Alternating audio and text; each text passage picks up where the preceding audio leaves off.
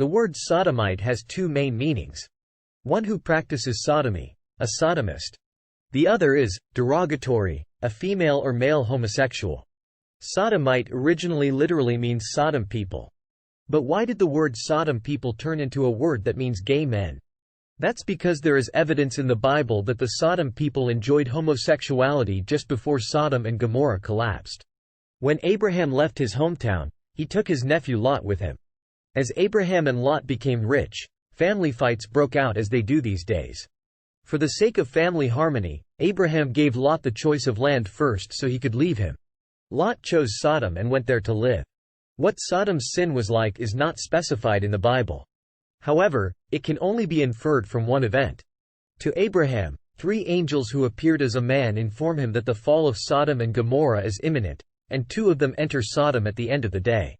Lot is treating them as guests, and Sodom people surround Lot's house and protest to let them out.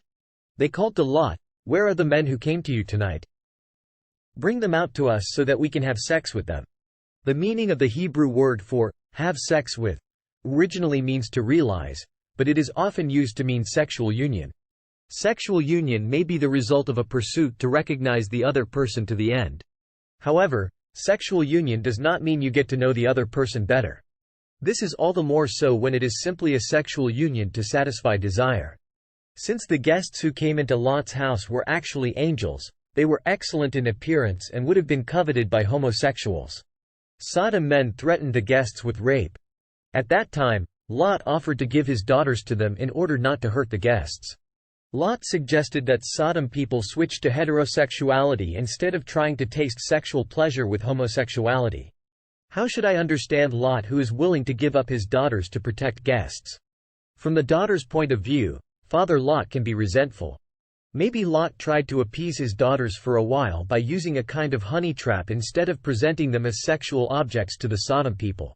However, the Sodom people who craved Lot's guests refused to accept Lot's offer and tried to break into the house. At that time, angels disguised as guests blinded the Sodom people and prevented them from finding the door. And the next morning, Sodom and Gomorrah were destroyed by sulfur fire. It was Jehovah's judgment on all kinds of sins, including sexual depravity. Since then, Sodom, along with Gomorrah, has become a symbol of the city of sin.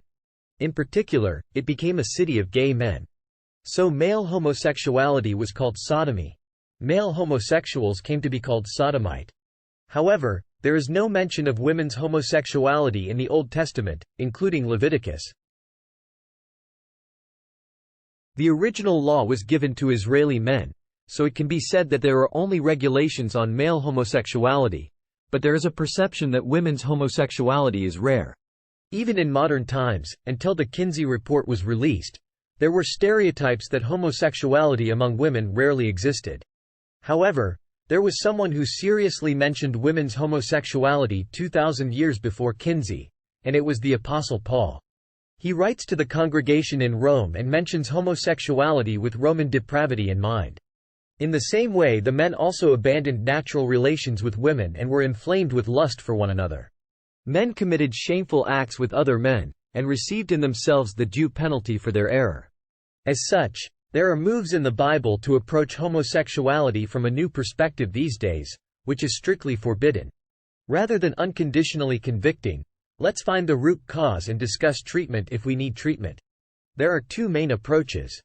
One is a biochemical or biological approach, and the other is a psychoanalytic approach. There is also constant controversy over whether homosexuality is subject to treatment. In countries like the Netherlands, a law was passed to recognize homosexual couples as formal couples.